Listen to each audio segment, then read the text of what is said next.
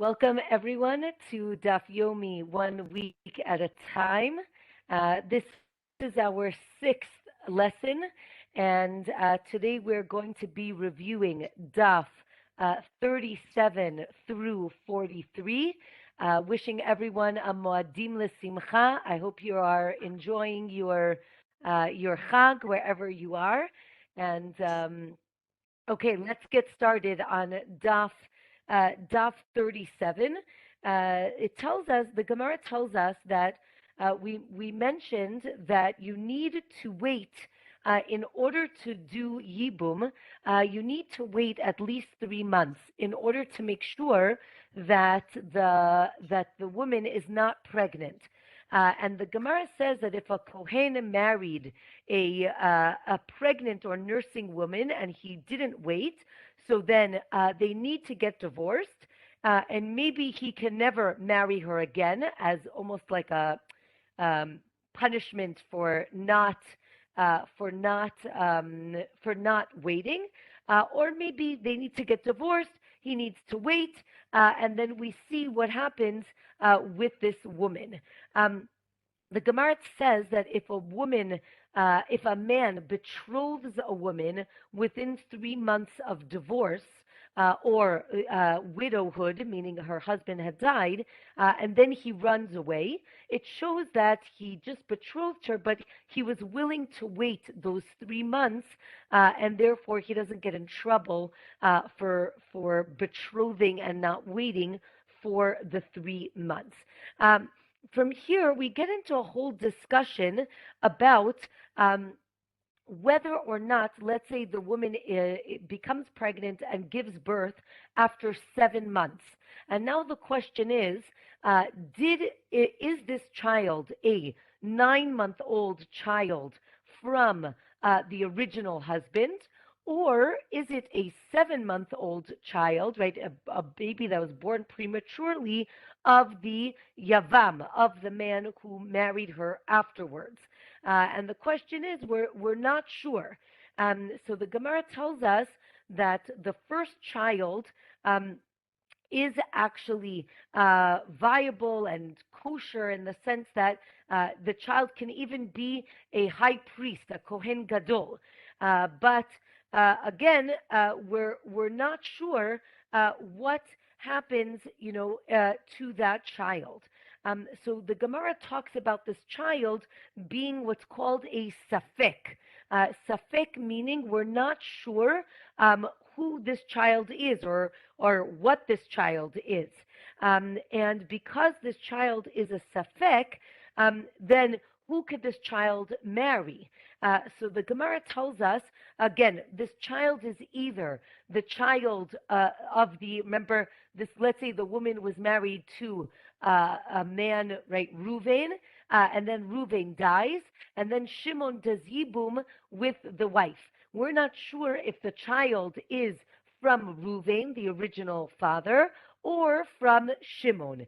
And therefore, now we're going to get into a whole discussion about inheritance, right? Because is this child, again, we'll use the names, right? Is the child Reuven's child or Shimon's child? The Gemara calls this child a safek, right? Safek means we're unsure who this child is. So the Gemara tells us, what if this safek child and the Yavam, okay, we're going to call him Shimon, right? So now they come and they want to divide up the inheritance of Reuven, right? So now, again, just to remember, the Safek, the child, is either Reuven's child. If he's Reuven's child, he wants everything that was Reuven's, right? He wants to inherit him completely. Or, right, maybe he's Shimon's child.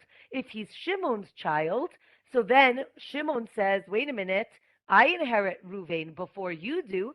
So that's the discussion, right? So we have the child, the Safek, and the Yavam, we're going to call him Shimon, and they divide the inheritance of Reuven. So again, Reuven says, it's all mine, it belongs to me, not to you. And the Yavam says, I'm Shimon, I should inherit my brother. You're my child. and therefore the Gemara says that they split it. Right? Again, we can't prove who this child really is. We're going to have four cases. So that was case number one. Case number two is the Safek, the child, again, that child, and Shimon's sons, right? So now they come to divide the inheritance of Reuven. So what happens? The Safek says, wait a minute, I'm Reuven's son. If I'm Reuven's son, so then I want to inherit all of Reuven's property. Shimon's sons say, what are you talking about? You're our brother. We're all going to split the money equally. Right? So then, again, that's the discussion. The third case is the Safek, again, the child, and the sons of Shimon come to divide the inheritance of Shimon. Right? So now, here, just let's take a minute to just understand inheritance. Inheritance in Jewish law works as followed. When somebody dies, their children inherit them. If there are no children, so then it goes up to the father. If there's no father, it now goes across to the brothers. So that's just important to understand how inheritance work, right? So when Shimon dies, Shimon's children get the inheritance. So the Safek wants to say, oh, I'm also one of Shimon's children, right? So I want to divide with you. As opposed to if he's Reuven's son, he has to wait, right? Again, he really doesn't get anything because it would have to go up before it would go across to Reuven's child. So again, because he can't prove if he is Reuven's son or Shimon's son, in this case, actually, he doesn't get anything.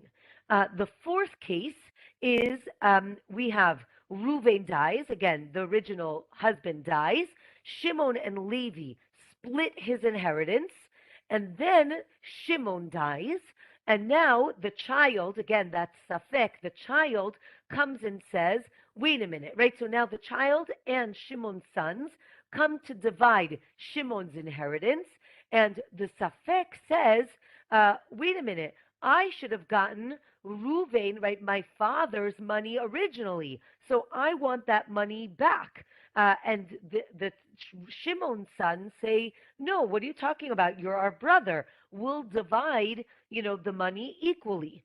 So Daf 38 tells us that, again, he doesn't know how much he needs to demand because, again, the child doesn't know if he is Reuven's child or Shimon's child. We get another case. The case here is the Safek, again, the child, and the Yavam, Shimon, are coming to divide Yaakov's property, right? So again, the grandfather's property, right? So let's say there's a grandfather, Yaakov. He had two sons, Reuven and Shimon. Reuven died, and now we have Shimon who did Yibum, and now we have a child. And we don't know if the child is Reuven's child or Shimon's child.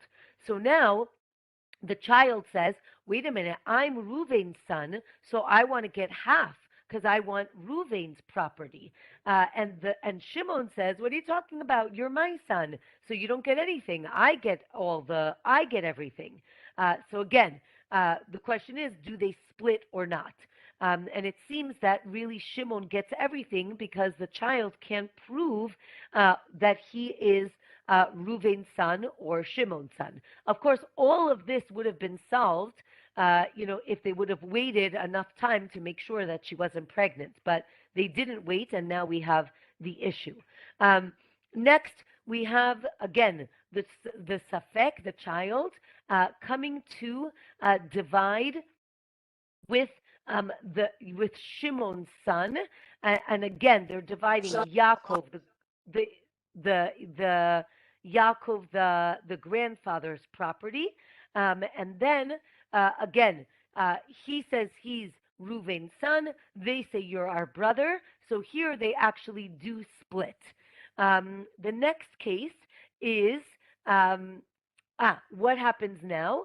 The grandfather and the Yavam, meaning Shimon, come to divide the child's property, right? Again, the suffix property, we don't know whose child he is. So again, the suffix dies, it goes up to the grandfather, then it would go down to Shimon. But if he's Shimon's son, so then the property would go up to Shimon, right? So Shimon says it all goes to me because it's my son. The grandfather says, no, he's Reuven's son, and the money goes to me, right? So again, you can all see how all of this is very complicated and goes according to inheritance law. But you see that most of the cases, they will split 50-50. Okay, our next Mishnah is actually a Mishnah that is also taught in Masechet Ketuvot. We haven't learned it yet, but the Mishnah tells us on Daf 38 that the Shomeret Yavam, the woman who's waiting for Yibum, right? She gets certain property. Now, what happens, right? Let's say she inherits property. Who does it go to? So now the Gemara explains that the Mishnah here tells us that she can sell that property or she could give it away. She has that ability. So just in terms of understanding how this works, the idea is that when a woman gets married, she is entitled to the money of her ktuva, which is a contract that the husband promises to give her a certain amount of money when they get divorced. And any property that she comes into the marriage with, she leaves the marriage with.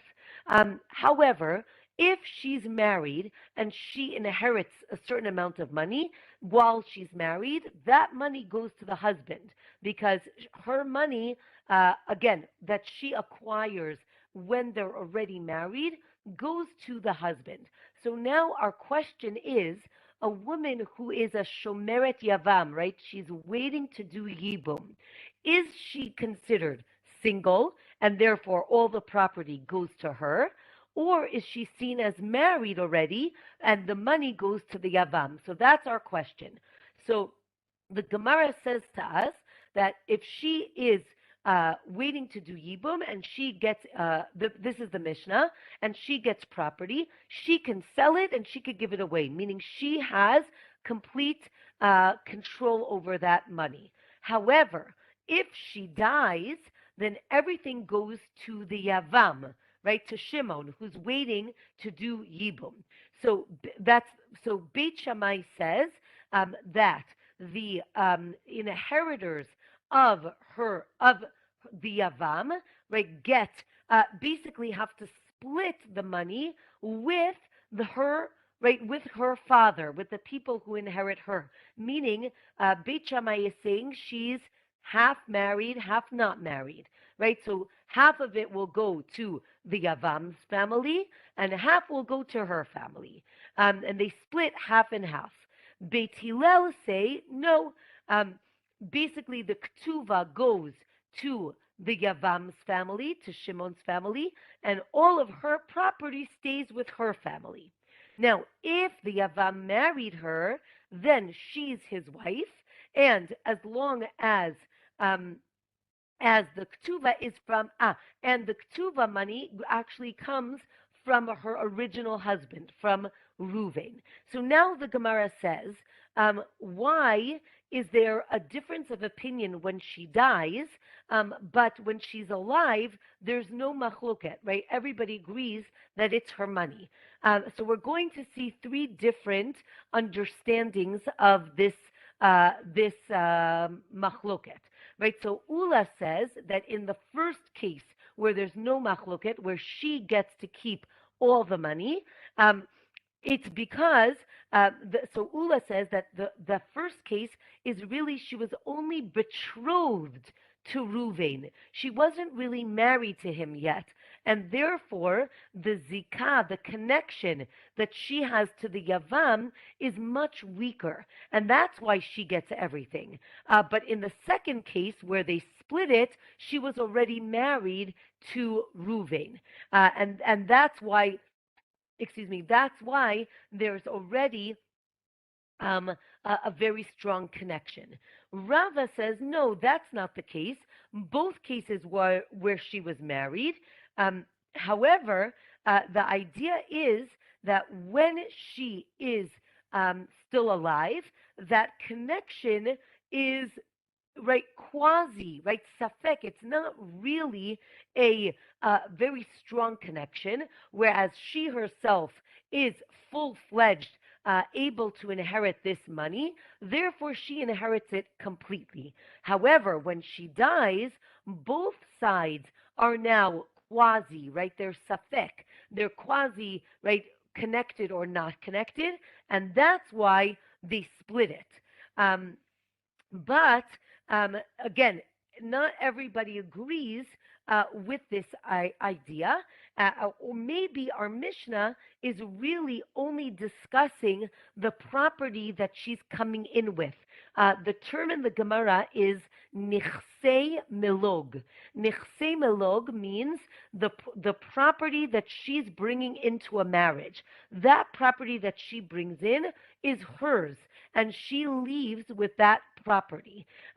So maybe that property stays with her, but the ktuva, maybe that's what we're going to split.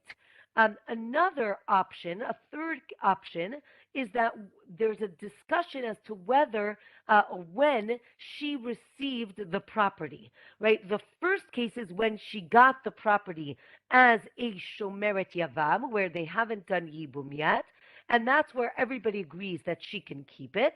And the second property is when she was already married to Ruvain, right? Meaning not Shimon the Yavam, but Ruvain. When she was married to Ruvain and she got the property, now when she dies, that property is now split between her heirs and Shimon's heirs.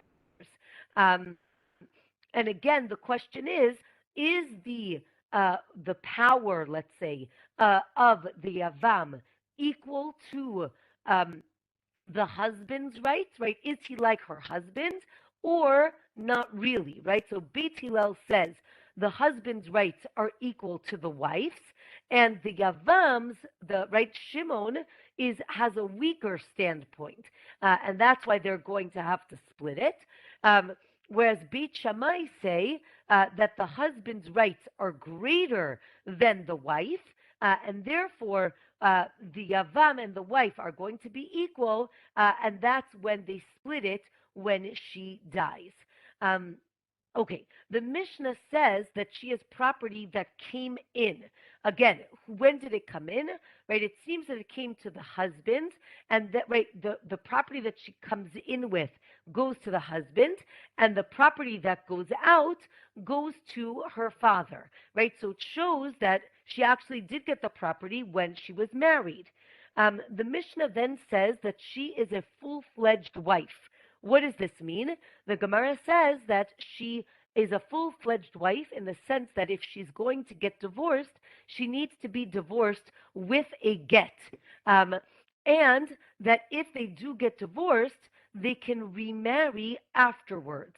And the ktuva, again, that marriage contract, the ktuva is on the property of Ruvain, her original husband, and not on Shimon, even though he marries her, right? Because again, the Gemara says the Torah gave him his wife, and therefore he doesn't have to pay if they get divorced. But if Ruvain didn't have any money, then Shimon needs to pay the ktuva, right? Meaning there needs to be someone who pays the ktuva. Either it comes from Ruvain's money or from Shimon. Okay, we're now on Daf 39, and the Mishnah tells us that it's a mitzvah for the oldest brother to do Yibum. And if not, we go to the subsequent brothers. And if we go through all of the brothers and everybody says no, we go back to the oldest brother, and we convince him that he has to either do Yibum or Chalitza. We do not, right? We do not wait for the younger brother to grow up, right? The older brother cannot say, oh, let's wait till Levi grows up and he'll marry her, right? We don't say that. Or we don't say, oh, you know what? Levi took a trip to America. Let's wait till he comes back and then he'll do Yibum, right? We don't do that. The Beit Din, the court, tells uh, Shimon, right, the oldest next child, you need to do Yibum or Chalitza. You can decide, but you need to do it. One second.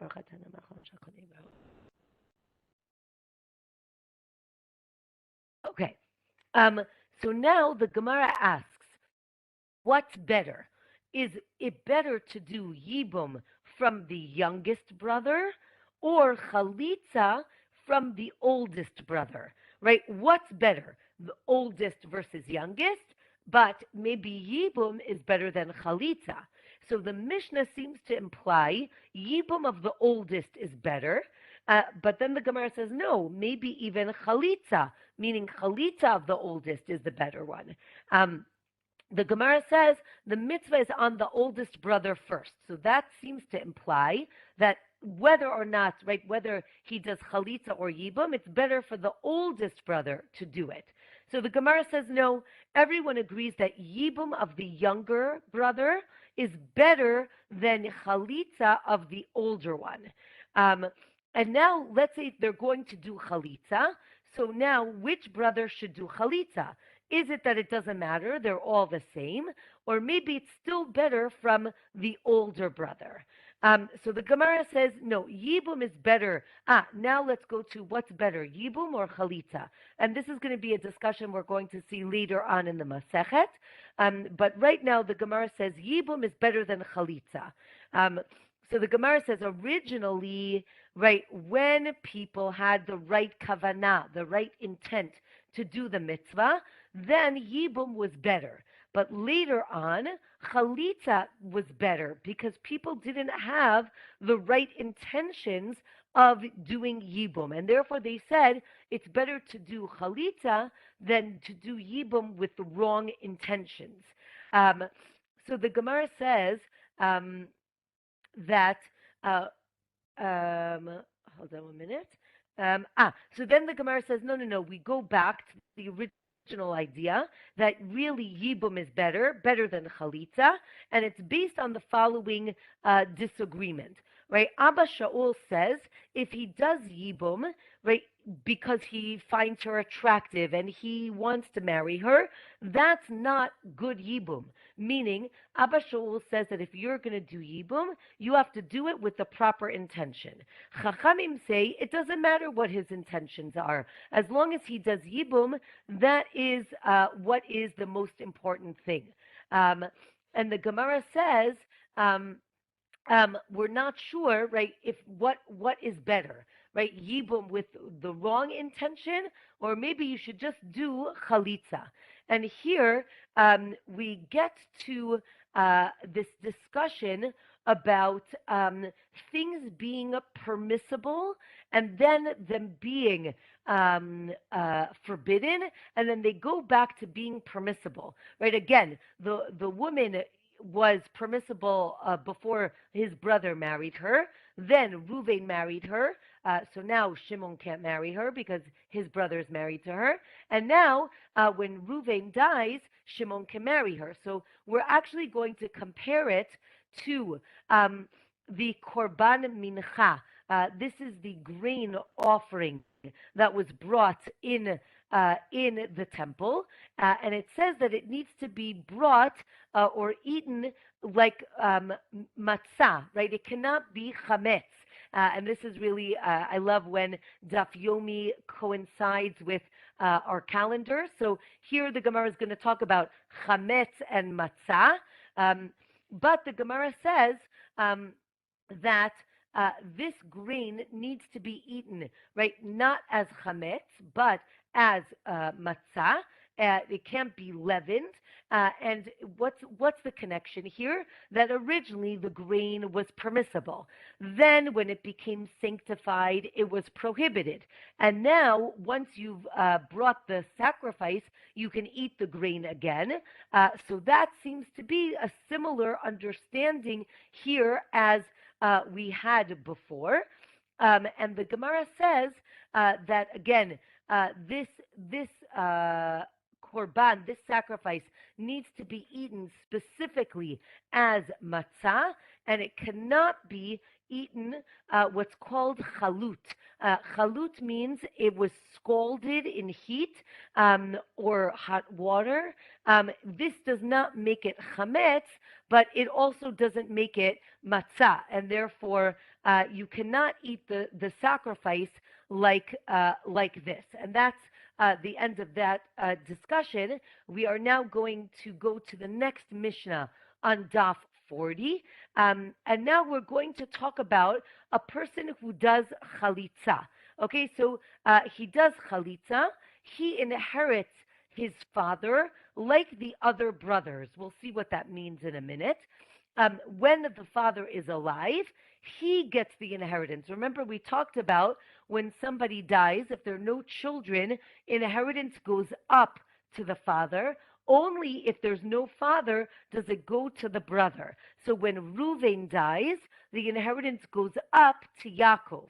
Only when Yaakov dies does the inheritance go back down to the brother Shimon. Right? So when a person does Yibum, he gets the brother's property. Rabbi Yehuda says, that, again, as we mentioned, if the father is alive, he always gets the inheritance, whether the person did Yibum or Chalitza. So the Gemara says you might have thought that he gets penalized for doing Chalitza. Maybe he loses all rights of the inheritance.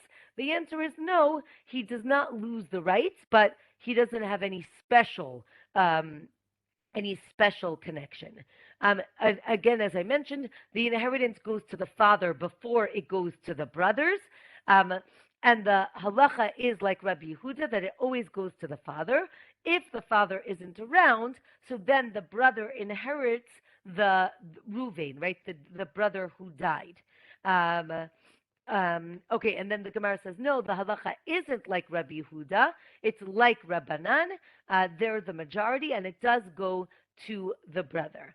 Okay, the next Mishnah tells us that if he does Chalitza, right, Shimon does Chalitza, he cannot marry any of the woman's relatives, and vice versa. She cannot marry any of his relatives. So I'll just show you, not to make it more confusing, only to help if it helps. But here is a picture of the family. Hold on 1 minute. So here is Reuven dies. He was married to Yael, and then his brother Shimon does Chalitza. So now you can see on the slide all the people that Shimon is not allowed to marry, right? These are all her relatives, meaning if he would have done Yibum, obviously he cannot marry any of her relatives, but even, right, the Mishnah tells us, even if he does Chalitza, he still cannot marry her relatives. And the same thing with her. If he does, again, Shimon did Chalitza to Dinah, she cannot marry any of his relatives. So you see his father, his son, right, his grandfather, his grandson, his brothers, right, all of these people are prohibited to her. But his brothers can marry her relatives.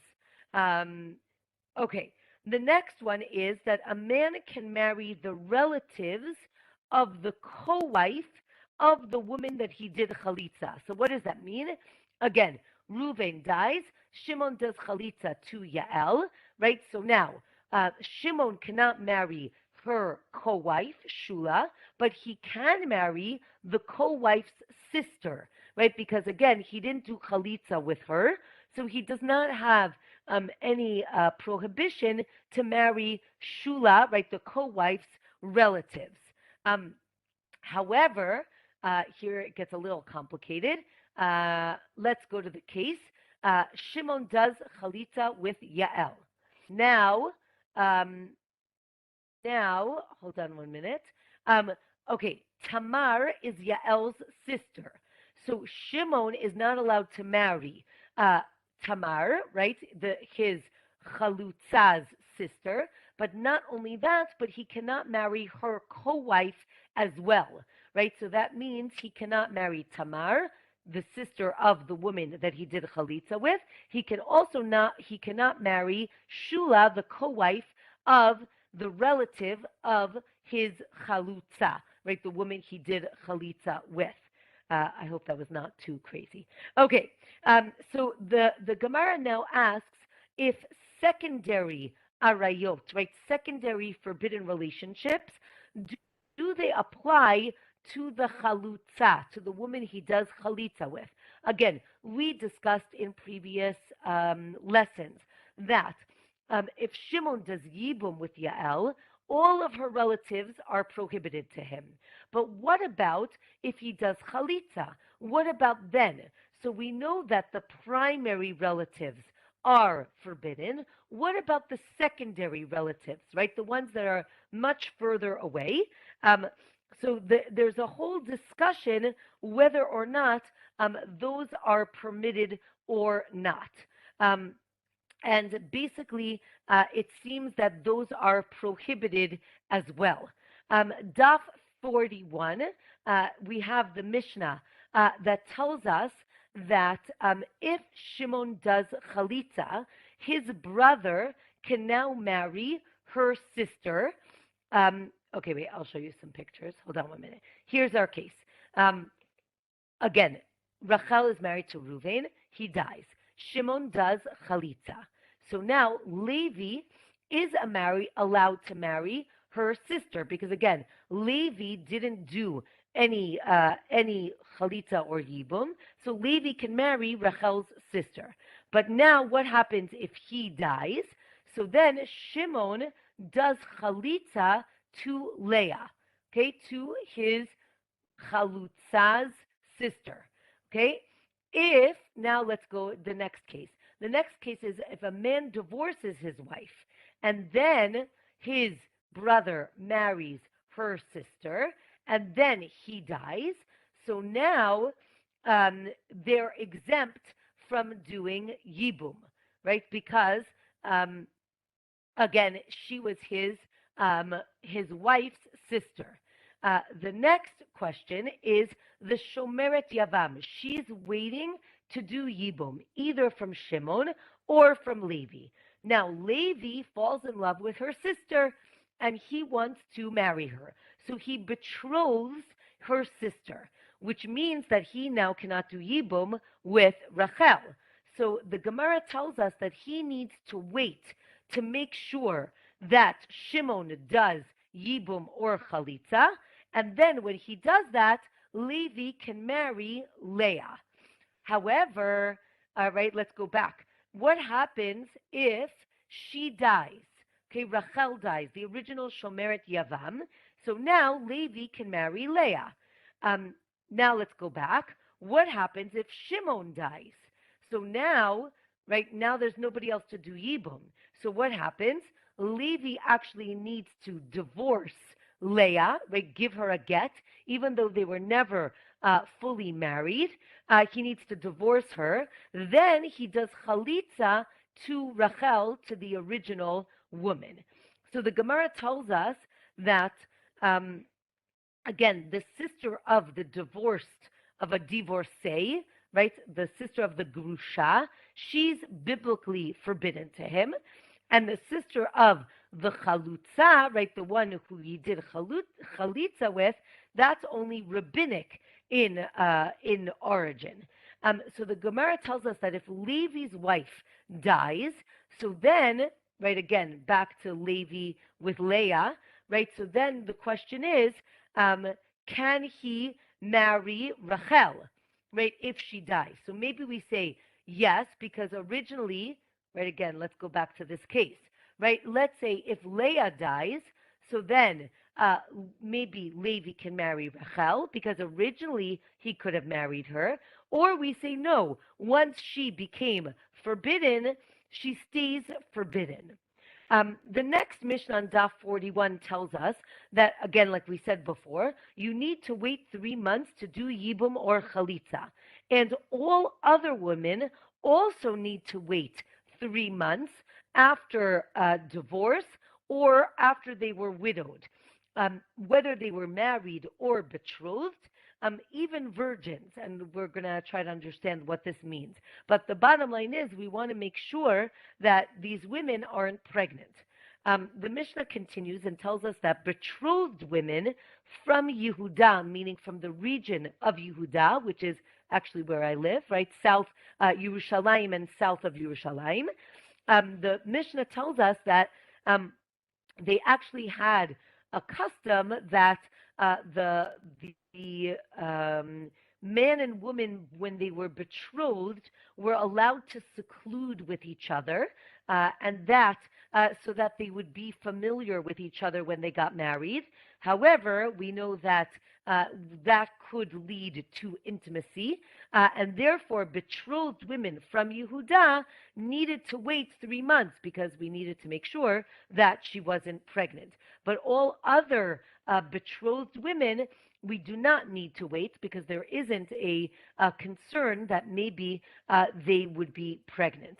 The Gemara tells us that widows can't become betrothed within 3 months of death because actually they're in mourning, not because we're waiting to see if they are pregnant or not. But, excuse me, all other women are allowed to be betrothed in this time frame. We're not discussing marriage here. Now we're discussing betrothal. The Gemara says, wait a minute. Why do I need to wait 3 months for Chalitza? For Chalitza, you're not going to marry her anyway, so it doesn't matter. So the Gemara says, well, maybe it's because, remember we discussed a few weeks ago, whether doing Chalitza to a woman who's pregnant works, right? Meaning she doesn't really need it. So can you do Chalitza or not? The Gemara says, no, that's not the issue. The issue is we're concerned who's actually going to support the woman, right? Meaning for the first 3 months, before they do Chalitza, she's actually supported by her husband's estate. Then after 3 months, there isn't any support. And if he would be taken to court and they force him to do Yibum or Chalitza, and let's say he runs away, so then she is supported by his estate. So it seems that it's really a matter of monetary issues of where her support is coming from. The Gemara says that if the Yavam is a minor, right, meaning someone who cannot do Yibum, so then it's a machloket if she continues to get money from her husband's money or from the Yavam's money, right? Who supports her and when? Daf 42 tells us that Chalitza after 3 months, right? Let's say they do Chalitza after 3 months, then she can get married right away. When do we start counting these 3 months? So the Gemara tells us we start counting from the death of the husband. And let's say if she's a divorcee, we start from 3 months when she got the get, or maybe it's 3 months from when it was written, when the get was actually written. So now the Gemara asks, why do all women need to wait 3 months? Like, what does it matter what does it matter if they're pregnant or not? Like, why does it matter, right? We understand for Yibum why it matters because we want to understand whose child it is. We're not sure. But why does it matter for a regular woman? Why does she have to wait 3 months? The Gemara says that God has a special covenant with us, and we need to know who the father of every child is. And therefore, you need to wait in order to determine who the father is. The Gemara says even with converts, we want to make sure that they actually separate for 3 months before they convert, so that we know if a child was conceived when they converted or only after they converted, right? Were they conceived, we would say, with sanctity or not? Again, that doesn't determine either way. As long as the child is born from a Jewish mother, the child is Jewish. But we're saying that maybe on a spiritual level, we want to know who the father is. Um, Okay, so the Gemara says, so Rava actually says, why do we want to make sure? So he's concerned that maybe someone will marry their half sister, or maybe they'll end up doing Yibum with their maternal brother. Again, we want to make sure that we know who this child's lineage is, so that we know who's related to who, and how that all connects, right? Because we want to make sure that everybody's doing the proper thing. So the Gemara says, wait a minute, why don't we only wait 1 month? Because again, I think I mentioned this last time, in the time of the Gemara, fetuses were only viable, again, seemingly in the Gemara, if they were born in the 7th month or in the 9th month. But if they were born in the 8th month, apparently, according to the Gemara, that child won't survive. So the Gemara says, well, let's wait 1 month, and then if you have a child and it survives, so then you know it must be right the 7th month of the new husband, and not the 8th month of the Yavam, because an 8-month-old right fetus would not survive. So Gemara says, no, maybe she won't get pregnant right away. And the Gemara says, no, really, you have to wait 3 full months. Here the Gemara has a whole calculation about Chana, who's the mother of Shmuel. And it seems that she actually had Shmuel in the 7th month, and he survived. So that's basically the Gemara's proof that a 7th month fetus can survive. The Gemara says, well, again, maybe we should just check if she's pregnant. The Gemara says, right, again, we're dealing with days where there aren't pregnancy tests, so we can't check very well. Or we're concerned that maybe it's not an issue of lineage. Maybe it's an issue of we're concerned that that if, let's say, she gets remarried, maybe she'll conceive again, and that will harm the original fetus, or relations with the new husband will harm the fetus as well. So again, the halacha is that they have to wait 3 months, no matter what, right, across the board. And here the Gemara at the bottom of 42 gets into a discussion about how we determine whether the halacha, the law, is based on a certain Mishnah or not.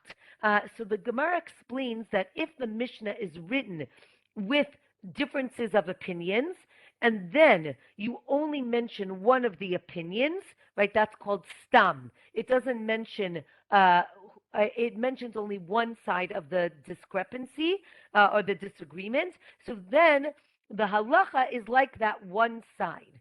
However, the opposite is not the case, right? If it first gave one opinion and then it gave a machloket, so then the halacha is not like the machloket or the original opinion. And here the Gemara says, well, what if now it's a Mishnah against a Braita? Again, Mishnah is what Rabbi Yehuda Nasi wrote down. A Braita is from the same time period, but it didn't make it into the Mishnah, so it is on a lower level, and therefore a source from the Mishnah is always going to be stronger than a source from the Braita.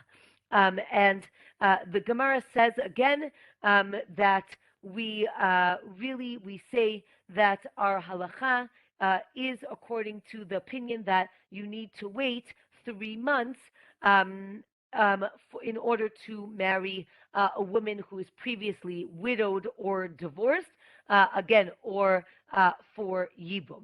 The Gemara says that for nursing, you have to wait 24 months in order to get remarried. Again, we want to make sure that she doesn't get pregnant again and harm the baby. And then the Gemara asks, we talked about a widow cannot get betrothed because she's in mourning. So the Gemara says, wait a minute, why can't she get betrothed during mourning? We know, again, now we're on Daf 43, we know that in the week of Tisha B'Av, right, I would say the strongest time for national mourning, and it says that you can't do laundry during the week of Tisha B'Av, but before that, again, during the 3 weeks, you actually can get betrothed. So we see that in a time of national mourning, you can be betrothed. So how come this woman who's a widow cannot? So the Gemara says, oh, in Shloshim, within the month, you can do laundry. Therefore, you should be able, again, this woman who lost her husband, she's in mourning, but she can do laundry, and therefore she should be able to get betrothed, but she cannot get married. But if she got divorced from Erusin, from being betrothed, you don't need to wait 3 months. Remember, we said if she was only betrothed, then she shouldn't be pregnant, and therefore you can get married right away. And if you're divorced, it seems that you can get betrothed right away. So here the Gemara says the widow needs to wait 1 month because of mourning, not 3 months like we originally said, rather 1 month. Also, interestingly, the Gemara tells us that let's say she was only betrothed to Ruvain, to the original man, and then he dies. There is no mourning for her because she was never really married to him. So the Gemara says that the laws of the 3 weeks, you cannot get betrothed, or maybe it's only about having a party for getting an engagement party. Maybe that's the issue, but maybe you can get engaged, or and then we say, as opposed to maybe you can't get married, even if it's without having a party, meaning getting married during the 3 weeks is not allowed. There is too much happiness in that time. And interestingly, the Gemara ends on Daf 43 telling us that the mourning of, they call it here the old mourning, right? Avelut Yeshana, which means Avelut that's historical, is actually more lenient than personal mourning, which is going to be, if someone loses, God forbid, a relative, that is going to be more stringent. So the Gemara ends by telling us that a woman needs to wait a month for mourning to pass, and then she can be betrothed. But again, nobody should get married within 3 months. Again, we want to make sure that she isn't pregnant from the first husband, because we want to know who is the father of every child. So with that, we finish another week of Yevamot. There's a Mishnah at the bottom of Daf 43. We're going to save that for next week. So I wish everyone a Chag Kasher V'Sameach, and I hope everyone is enjoying their, if they're on vacation or enjoying their holiday, and looking forward to learning with you next week as well. Chag Sameach, everyone.